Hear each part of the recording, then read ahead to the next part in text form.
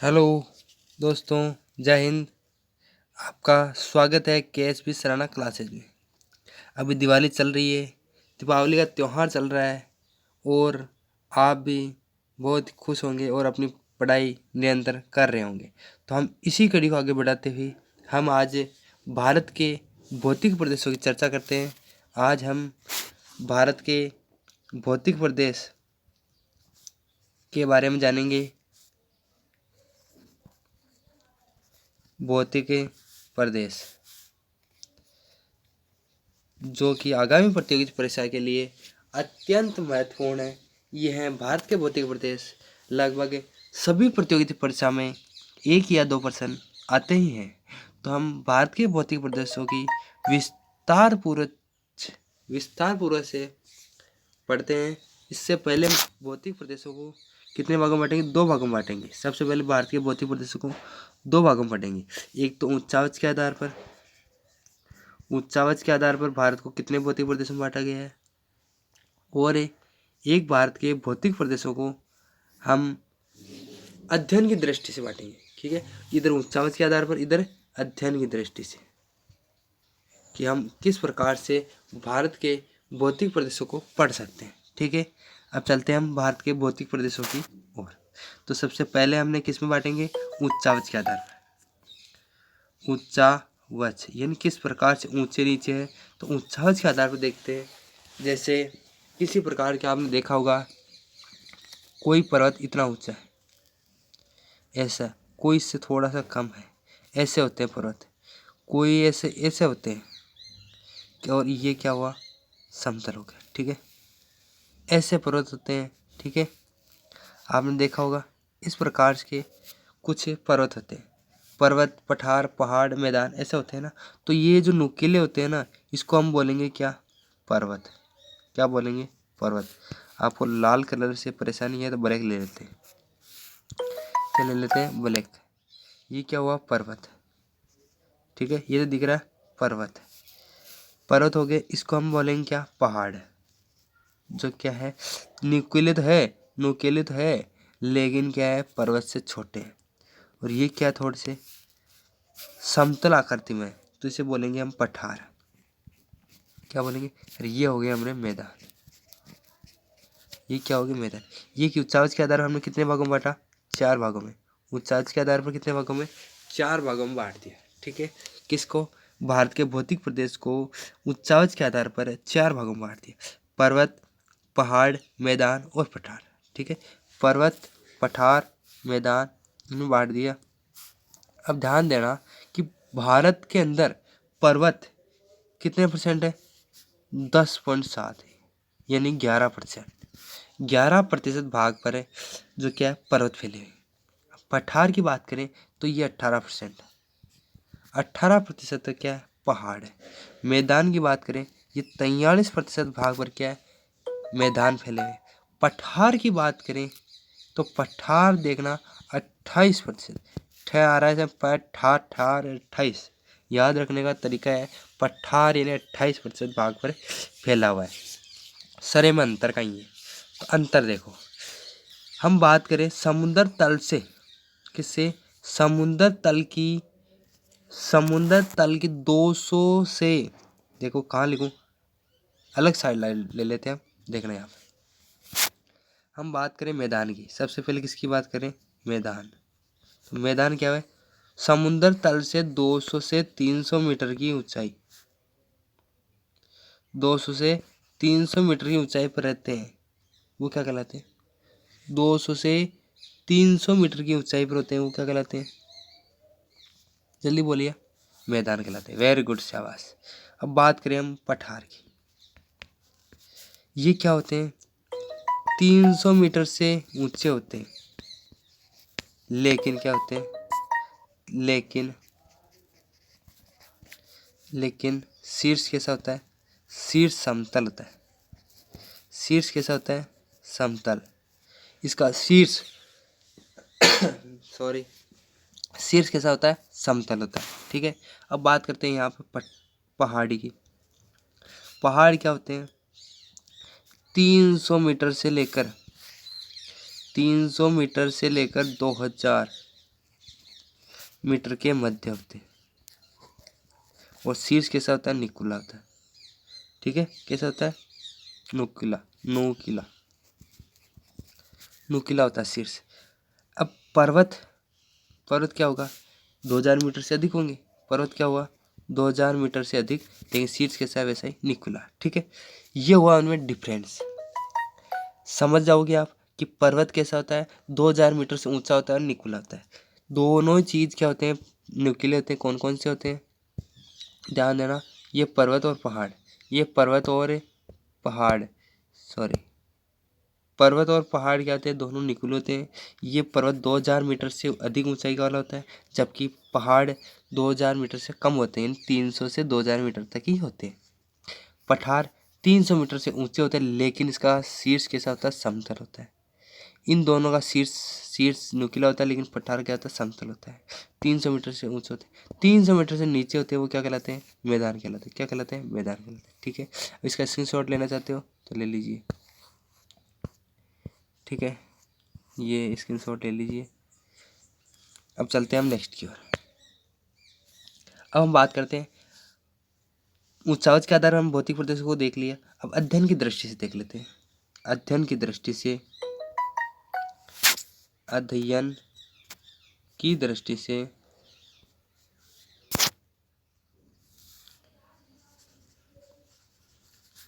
अध्ययन की दृष्टि से भौतिक प्रदेश किसके? भारत के भौतिक प्रदेश। भारत के भौतिक प्रदेशों को, भारत के भौतिक प्रदेशों को कितने भागों में? 4 या 6 भागों में बांटा गया। सर जी यान क्या है? ये 4 बताया और कभी 6 बताए।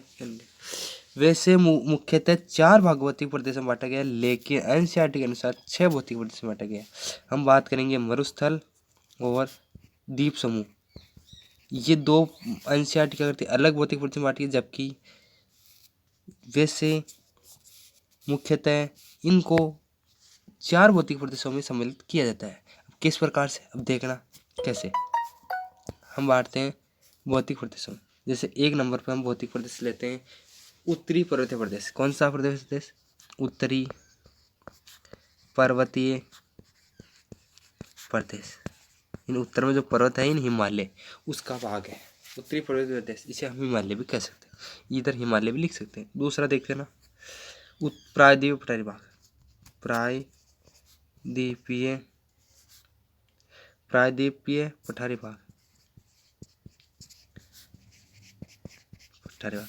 आप लोग इस क्लास को, अच्छी लग रही है क्लास को, शेयर कर दीजिए और आगामी प्रतियोगी परीक्षा के लिए, यानी सभी प्रतियोगी परीक्षा में भारत के भौतिक प्रदेश सभी में सम्मिलित होते हैं और सभी के अंदर 1-2 क्वेश्चन अवश्य आते हैं। तो इस क्लास से भी अवश्य 1-2 क्लास पर्सन आएंगे। अब 30 नंबर देखिएगा, उत्तर का विशाल मैदान, उत्तर का विशाल मैदान,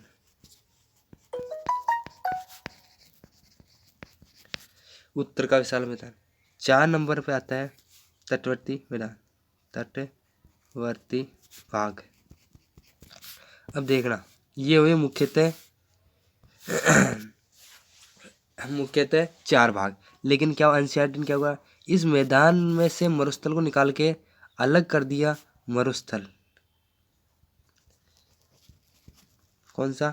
ये मरुस्थली भाग है ना, उसको अलग कर दिया। मरुस्थलीकरण, मरुस्थलीकरण वो अलग हो गया। अब इस तटवर्ती भाग में से 6 नंबर निकाल के द्वीप समूह होते हैं ना, द्वीप समूह, उसको अलग कर दिया। ये हो गए 6 भाग किसके? अध्ययन की दृष्टि से भारतीय भौतिक प्रदेश। अब हम एक एक करके पढ़ेंगे। आज की क्लास में हम उत्तरी पर्वतीय प्रदेश यानी हिमालय को पढ़ते हैं। नेक्स्ट क्लास में इनके बारे में चर्चा करेंगे। ठीक है, अब बात करते हैं हिमालय के बारे में। उत्तरी पर्वतीय प्रदेश यानी हिमालय, उत्तरी पर्वतीय प्रदेश यानी हिमालय के बारे में हम बात करते हैं। हिमालय, हिमालय की उत्पत्ति कैसे हुई? देखो, हिमालय की उत्पत्ति कौन से काल में हुई? पहले काल का याद रखना, ट्रिशियरी काल। कौन सा? टर्शियरी काल। एक मिनट, कौन सी उत्पत्ति? ट्रिशियरी काल में,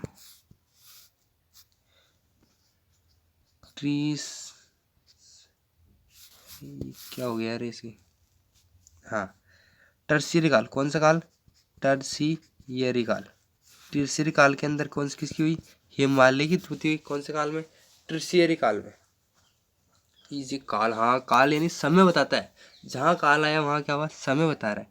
टर्शियरी काल के अंदर हिमालय की उत्पत्ति हुई, कैसे हुई, किससे हुई, 33 सागर से, किससे हुई, 33 सागर से। पूछे हिमालय की उत्पत्ति कौन से भाग से हुई, तो 33 सागर से हिमालय की उत्पत्ति। सच 33 सागर से, और क्या हुआ, मरुस्थल भी 33 सागर का ही भाग है। मरुस्थल है ना, वो भी किसका भाग है, 33 सागर का ही भाग है। ठीक है, मरुस्थल 33 सागर का भाग है। ये तो ही इनके बारे में। अब उत्पत्ति कैसे हुई हिमालय की, वो देखना। हिमालय ना, हिमालय इसकी उत्पत्ति देखते हैं हम किस प्रकार से हुई। एक यूरेशियन प्लेट थी, कौन सी प्लेट, यूरेशियन, ये यूरेशियन प्लेट है। ये यूरेशियन प्लेट किधर गमन करी, दक्षिण की ओर। अगर हमारे पास है Indo plate, Indo Australian plate, इधर भारत है, इधर यूरेशियन है, तो दो प्लेटें क्या हुई, गमन करी, गति की, किस ओर, ये यूरेशियन प्लेट दक्षिण की ओर, जबकि इंडो ऑस्ट्रेलियन प्लेट किधर, उत्तर की ओर। इंडो ऑस्ट्रेलियन प्लेट उत्तर की ओर क्या हुई, गति की। अब गति करने के फलस्वरूप इनमें क्या हुआ, अभिसरित, यानी क्या हुआ, अभिसरित हुई, इनके गमन हुआ, तो दोनों क्या बोलेंगे, अभिसरित। तो इंडो ऑस्ट्रेलियन प्लेट के उत्तर की ओर तथा यूरेशियन प्लेट के दक्षिण की ओर अभिसरित होने के फलस्वरूप यहाँ बीच में था कौन, 33 सागर, 33 सागर। 33 सागर के बीच में आने के फलस्वरूप क्या हुआ, इनमें से क्या हुआ, एक ऐसी पर्वतमाला का निर्माण हो गया। इनके बीच में किसी ऐसी पर्वतमाला का क्या हुआ, निर्माण हो गया, और इसे हम क्या कहेंगे, हिमालय कहेंगे। और हिमालय की उत्पत्ति टर्शियरी काल में हुई, और किससे हुई, 33 सागर से हुई। यहाँ तक समझ में आया, यहाँ तक समझ में आ गया। कोई प्रश्न, कोई क्वेरी, तो कमेंट बॉक्स में ज़रूर लिखें। बात करते हैं हम नेक्स्ट। ये हुई हिमालय की उत्पत्ति हुई। अब हिमालय को पढ़ने से हम कितने भागों में बांटेंगे, तो हिमालय को हम बांटते हैं, सबसे पहली श्रेणी आती है trans Himalaya, trans Himalaya, trans Himalaya, इसकी सबसे पहली कौन सी श्रेणी है, ट्रांस हिमालय। सबसे पहली श्रेणी कौन सी है, ट्रांस हिमालय। ट्रांस हिमालय दूसरी, सर दूसरी भी कौन सी है, चलो दूसरी पहले देख लो, ये पहली हो गई। ये दो भाग हिमालय को बांट रहे हैं, हिमालय के भाग बता रहे हैं, ट्रांस हिमालय। फिर बात बता रहे हैं हिमालय पर्वत श्रेणी, ये मुख्य हिमालय होते हैं ना, वो हिमालय, हिमालय पर्वत श्रेणी। और 3 नंबर पे पूर्वांचल की, पूर्वांचल हिमालय, जिसे हम पूर्वांचल की पहाड़ियाँ कह देते हैं। 3 भागों में हम हिमालय को बांटेंगे और 3 भागों में पढ़ेंगे। सबसे पहले हम पढ़ते हैं कौन सा, ट्रांस हिमालय। ट्रांस हिमालय पढ़ते हैं। ट्रांस हिमालय जिसे हम पार हिमालय, ट्रांस हिमालय जिसे हम पार हिमालय, जिसे हम तिब्बत हिमालय कहते हैं, तिब्बत हिमालय, ये सब किसे कहते हैं, ये सब कहते हैं इसे ट्रांस हिमालय को। इनके नाम हो गए ट्रांस हिमालय।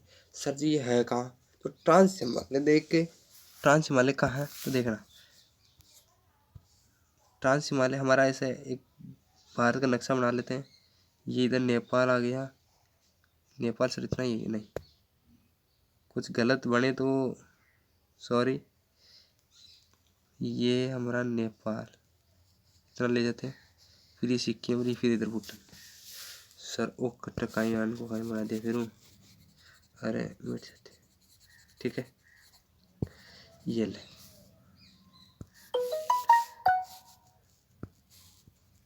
ये ले, ये नेपाल आ गया यहाँ से, इधर से ये नेपाल। अब इधर से देखो, ये अलग लेते हैं, इधर रेड ले लेते हैं यहाँ, ये जैसे ट्रांस हिमालय। फिर ये होगी तीसरी कौन सी, ट्रांस हिमालय के जो भाग होते हैं ना, ट्रांस हिमालय को हम बांटेंगे। जैसे ये ट्रांस हिमालय था जिसमें से ऊपर ऊपर काराकोरम, फिर ये लद्दाख, फिर ये जास्कर, ठीक है ना। जैसे ये काराकोरम हो गया, काराकोरम, फिर ये लद्दाख हो गई, फिर ये जास्कर श्रेणी, फिर ये मध्य हिमालय, जो जो हिमालय था ना वो हिमालय, फिर हिमालय के अंदर, फिर ये नीचे, ऐसे हिमालय। जो क्या है सुनना, यहाँ समझाने का मकसद ये है कि यह पूर्व की ओर अधिक फैला हुआ है। ये क्या है, पूर्व की ओर अधिक फैला हुआ है, जबकि सॉरी इधर कौन सा भाग है, पश्चिम भाग है। पश्चिम भाग है तो पश्चिम की ओर क्या है, अधिक फैला हुआ है, पूर्व की ओर क्या है, कम फैला हुआ है।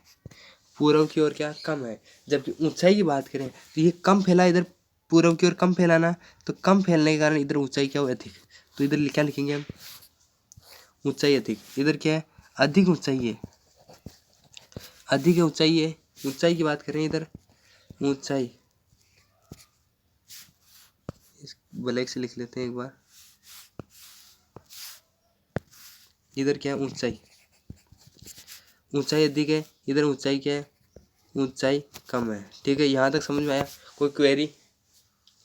ठीक है, यहाँ तक बात करते हैं। नेक्स्ट, अब ट्रांस हिमालय का हम देख लिया आपने कौन कौन से भाग है ट्रांस हिमालय के बारे में। तो ट्रांस हिमालय सुन लीजिए बात। ट्रांस हिमालय हिमालय के पूर्व उत्तर की स्थित है, यानी कि लिखो ट्रांस हिमालय, ट्रांस हिमालय हिमालय श्रेणी के, श्रेणी यानी श्रृंखला, श्रेणी के पूर्व की ओर, सॉरी पूर्व कहाँ गया, उत्तर, उत्तर की ओर स्थित है। समझना, समझ कर हो तो गलती नहीं होगी, बिना समझे करोगे रटना पड़ेगा तो गलती हो सकती है। ठीक है, ट्रांस हिमालय जिसका अन्य नाम पार हिमालय, तिब्बत हिमालय है। ठीक है, तो और बात करें ट्रांस हिमालय की, ट्रांस हिमालय की खोज कौन करी? तो ट्रांस हिमालय की खोज 1906 के अंदर की गई थी। कब की गई? 1906 के अंदर ट्रांस हिमालय की खोज की गई थी। नाम है वैज्ञानिक का स्वेन हेडन, स्वेन हेडन। ट्रांस हिमालय की खोज 1906 में स्वेन हेडन ने की थी। और ये ट्रांस हिमालय पर्वत श्रेणी है ना, ये ट्रांस हिमालय पर्वत श्रेणी, जैसे हम बात करें पूर्व की ओर, इधर मिटा दिया मैंने, पहले देखना। इधर पूर्व की ओर क्या है, पूर्व की ओर 40 किलोमीटर औसतन उसकी चौड़ी है, और इधर 225 किलोमीटर चौड़ी है। कौन? ट्रांस हिमालय। ठीक है, और इसकी औसत ऊंचाई की बात करें, ट्रांस हिमालय की औसत ऊंचाई, ट्रांस हिमालय की औसत ऊंचाई की बात करें, औसत ऊंचाई किसकी? ट्रांस हिमालय की औसत ऊंचाई कितनी है देखना, 3500 मीटर इनकी क्या औसत ऊंचाई है। ठीक है, 3500 मीटर की औसत ऊंचाई है। ये हुई ट्रांस हिमालय की बात। अब ट्रांस हिमालय के भाग की बात कर लेते हैं, कौन कौन से आपने देखा, काराकोरम, लद्दाख और जास्कर। तो काराकोरम श्रेणी की बात कर लेते हैं। काराकोरम श्रेणी, तो काराकोरम श्रेणी के अंदर क्या है, एक तो काराकोरम दर्रा स्थित है। आपने सुना होगा काराकोरम दर्रा जम्मू कश्मीर में स्थित है। इसे उच्च एशिया का मेरुदंड कहते हैं। इसे क्या कहते हैं? उच्च एशिया का मेरुदंड कहते हैं। मेरुदंड किसे कहते हैं? रीढ़ की हड्डी, है ना, समझते हो आप? बिल्कुल ठीक है। उच्च एशिया का क्या कहते हैं? मेरुदंड कहते हैं। किसे? काराकोरम श्रेणी को। ठीक है, यहाँ तक। काराकोरम श्रेणी की सबसे ऊंची चोटी, काराकोरम श्रेणी की सबसे ऊंची चोटी, ऊंची चोटी K2 कितनी है? 8,611 मीटर। कितनी? 8,600, इधर नहीं, यहाँ लिख देता हूँ, 8,611 मीटर। ठीक है, 8,611 मीटर कितनी है? K2 Godwin Austen, Godwin Austen 8,611 metre. ध्यान रखना, काराकोरम श्रेणी की सबसे ऊंची चोटी K2 है, जो POK यानी पाक अधिकार क्षेत्र में स्थित है, जो अपने भारत के जो पाक पीओके सेक्टर वाला है ना, उसमें स्थित है। 8,611 मीटर है। और सबसे ऊंची चोटी बात करें वो नेपाल के अंदर आएगी, अभी बाद में बात करेंगे। ये क्या है, काराकोरम श्रेणी की सबसे ऊंची चोटी है। ठीक है, भारत की पीओ वैसे पूछे भारत की सबसे ऊंची चोटी K2 गॉड यूनिवर्सिटी, लेकिन मुख्य जो अपने अधिकार में भारत है ये पीओके सेक्टर में आती है। और अपने जो भारत में है ना वो आएगी कंचनजंगा। कंचनजंगा आएगी जो अभी सिक्किम में स्थित है। कंचनजंगा की बात करेंगे बाद में। इसकी 8,598 मीटर ऊंचाई है। ठीक है, कंचनजंगा की। चलते हैं नेक्स्ट की ओर। ये हुई काराकोरम श्रेणी की बात। और काराकोरम श्रेणी के बारे में बात करते हैं कि काराकोरम श्रेणी के अंदर एक क्या स्थित है, सियाचिन।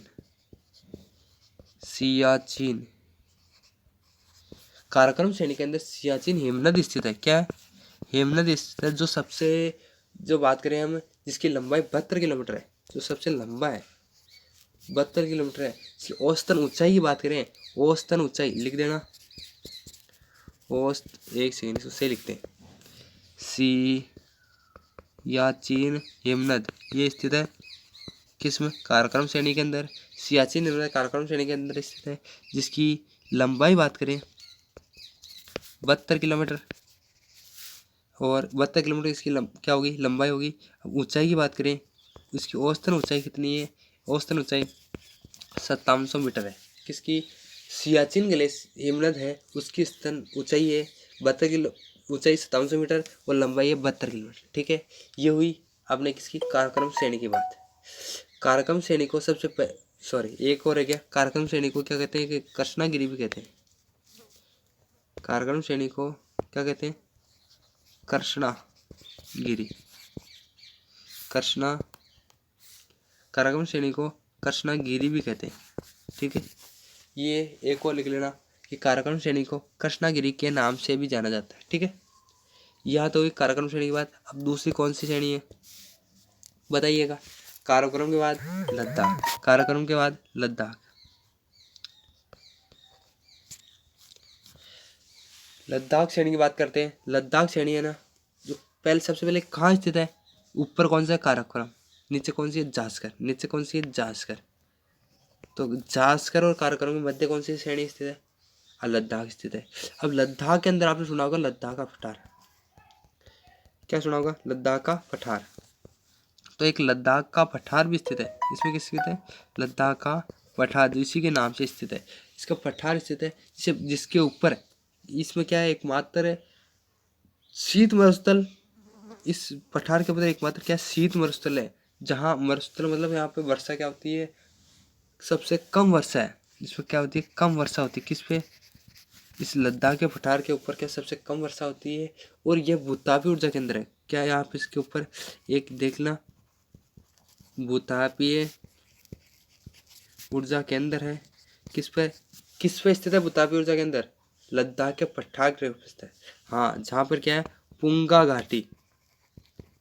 पुंगा घाटी कहाँ स्थित है, लद्दाख के पठार के ऊपर स्थित है। क्या, पुंगा घाटी। यहाँ तक हुआ। ठीक है, ये लद्दाख के पठार की बात थी। आगे हम बात करें किसकी, काराकोरम श्रेणी की, सॉरी काराकोरम लद्दाख जास्कर, जास्कर श्रेणी की बात करते हैं। किसकी, जास्कर, जास्कर श्रेणी की बात करते हैं। जास्कर श्रेणी क्या है, यह है जास्कर श्रेणी। ऊपर कौन सा है, लद्दाख, लद्दाख श्रेणी। और कौन सा है इधर नीचे, वरत हिमालय। नीचे कौन सा हिमालय आएगा ना, जिसे हम वरत हिमालय कहते हैं। इसके मध्य स्थित है कौन सी श्रेणी, जास्कर श्रेणी। यहाँ कैलाश पर्वत भी आ सकती है कभी, कैलाश पर्वत है ना उसके, और लद्दाख के मध्य स्थित है कौन सी, जास्कर श्रेणी, कैलाश पर्वत भी आता है। ठीक है, और बात करें जास्कर श्रेणी की सबसे ऊंची चोटी, जास्कर श्रेणी की सबसे ऊंची चोटी कामेत है। कितनी है, 1756 मीटर, 1756 मीटर कौन सी है।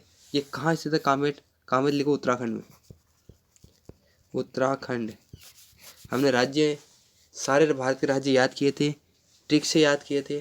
पिछले वाली वीडियो में जाके देखना, नहीं तो ये इस वीडियो कमेंट बॉक्स में देख लेना, सारी क्लासें मिल जाएगी पिछली वाली। और उस राज्य को बिल्कुल शानदार तरीके से सारे राज्य याद कर लीजिए, कौन सा राज्य कहाँ स्थित है, क्योंकि बाद में हम बात करेंगे पूर्वांचल की पहाड़ियों के बारे में, तो उन सारे राज्य पूर्व की और सारे राज्य याद चाहिए उसमें। ठीक है। ये हुई हमारे किसकी जांच का श्रेणीवार, यानी ट्रांस हिमालय को 3 भागों में बांटा था हमने, काराकोरम, लद्दाख और जास्कर। तीनों पढ़ लिए हमने। अब आता है मुख्य हिमालय। कौन सा हिमालय? मुख्य हिमालय, जिसे हम वरद हिमालय कहते हैं। क्या कहते हैं? हिमालय। कौन सा हिमालय? वरद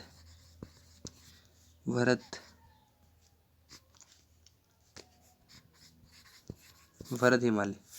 और दूसरा आंतरिक हिमालय।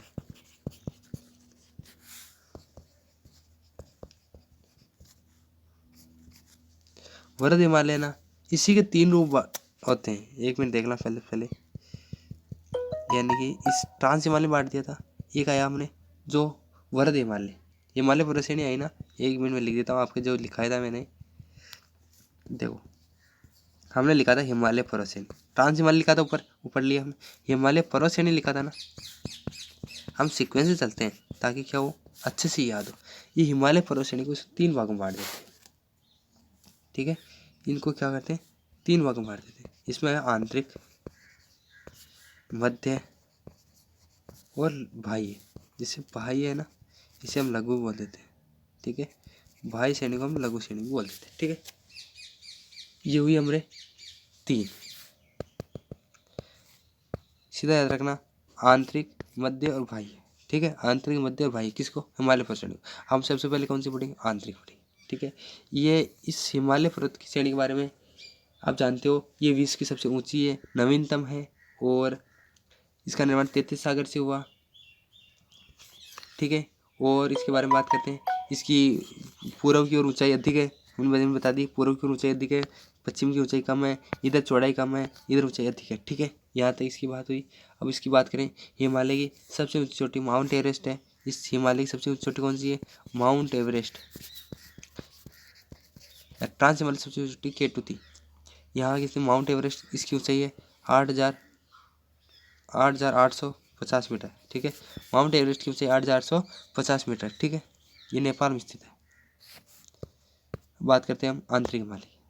अब आए हमने अपने टॉपिक था आंतरिक हिमालय। आंतरिक हिमालय, टाइम क्या हो गया? वो आधा घंटा हो गया।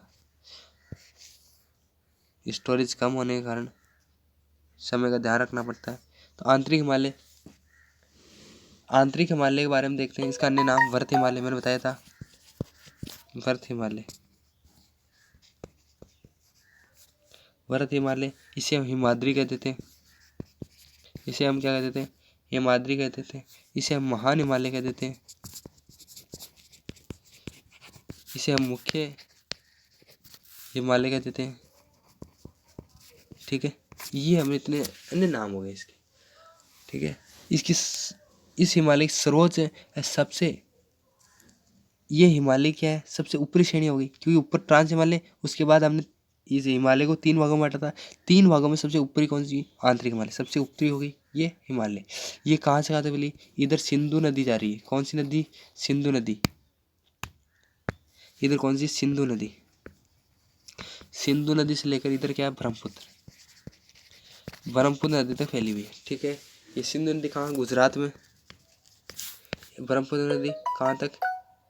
असम या अरुणाचल प्रदेश होती है, अरुणाचल प्रदेश। इधर कौन सी पर्वत है? जम्मू कश्मीर में नागा पर्वत। इधर बात करें हम कौन सी पर्वत? नागा पर्वत यहाँ होगी नामचा बुरवा।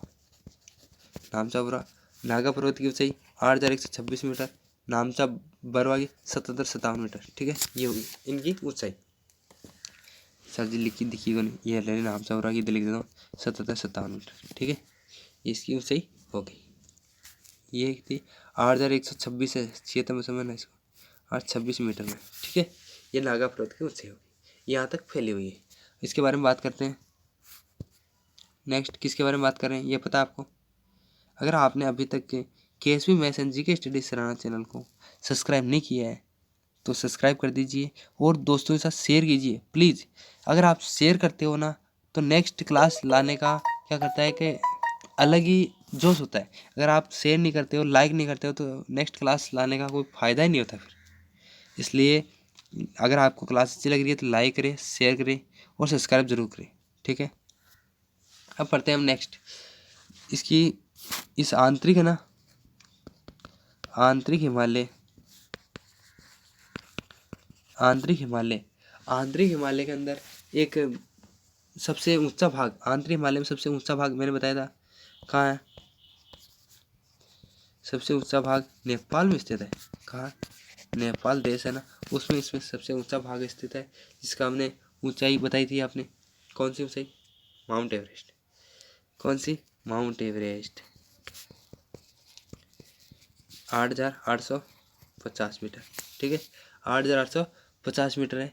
अब इसकी चौड़ाई ऊंचाई देखना, इसकी देखो, इसकी चौड़ाई, लंबाई देख लो, लंबाई है इसकी 2500 किलोमीटर, चौड़ाई देखो 25 किलोमीटर, 25 किलोमीटर सर।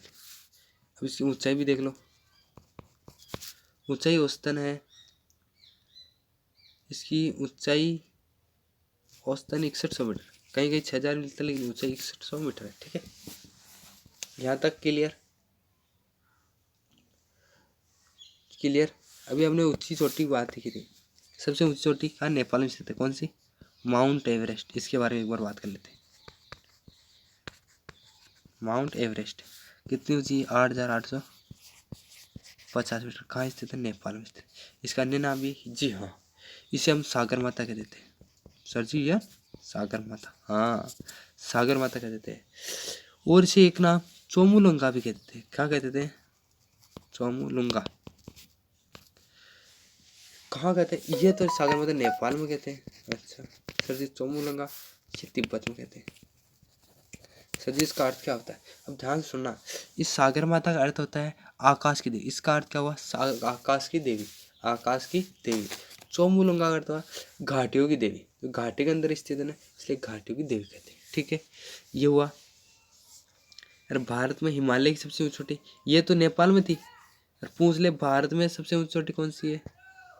कि भारत में हिमालय की, भारत में सबसे ऊंची चोटी, भारत में हिमालय की सबसे ऊंची चोटी,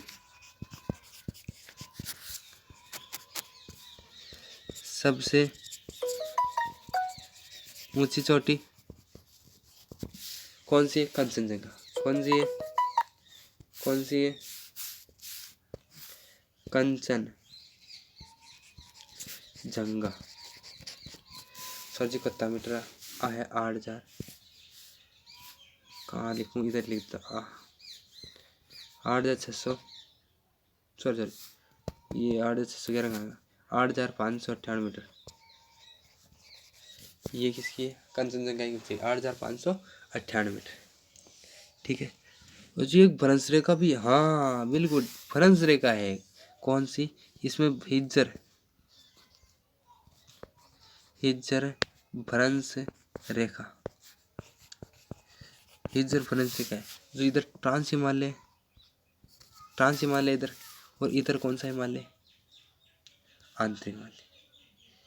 ये ट्रांस हिमालय, इधर कौन सा? आंतरिक हिमालय। जब पढ़ रहे हैं हम ना, कौन सा पढ़ रहे हैं? आंतरिक हिमालय पढ़ रहे हैं ना, तो आंतरिक हिमालय और ट्रांस हिमालय कौन सी रेखा अलग करती है? हिज्जर भ्रंश रेखा अलग करती है, जिसे हम सचर जोन कहते हैं। एक यहाँ पे क्या कहते हैं? सचर जोन भी कह देते हैं, सचर जोन भी कह देते हैं। ठीक है, आंतरिक हिमालय, आंतरिक हिमालय। ठीक है, यहाँ तक कोई दिक्कत नहीं। चलो अब चलते हैं नेक्स्ट की ओर। सर जी, इनमें नदियों का उद्गम, हाँ यहाँ से क्या होता है? जब भी तो भ्रंश रेखा निकलती है, यहाँ नदियों का उद्गम होता है। गंगा यमुना, उनकी सारी नदियों का उद्गम क्या से होता है? इन हिमालय से तो होता है। तो यहाँ पे उनकी क्या पर्वत चोटियाँ भी हैं, ऊँची चोटी है। तो देखो ऊँची चोटियों के बारे में बात करते हैं। एवरेस्ट हमने बात कर ली, एवरेस्ट की, एवरेस्ट की बात कर ली, माउंट एवरेस्ट। कंचनजंगा, कंचनजंगा की बात करी, भारत की चोटी है कंचनजंगा। मकालू, मकालू इसकी देखो, मकालू कहाँ है? नेपाल में स्थित है। इसकी ऊंचाई है 8,481 मीटर। ठीक है, 8,481 481 मीटर। और नंगा पर्वत